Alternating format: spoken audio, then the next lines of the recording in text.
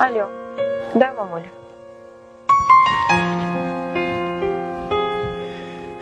Да, у меня есть немножко денег. Я куплю лекарства и приду домой.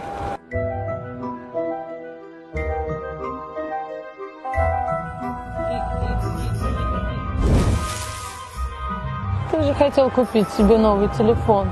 Да и до зарплаты тебе далеко. А за свою рассеянность виновата она сама. Постой! Обернись, посмотри, что ты делаешь.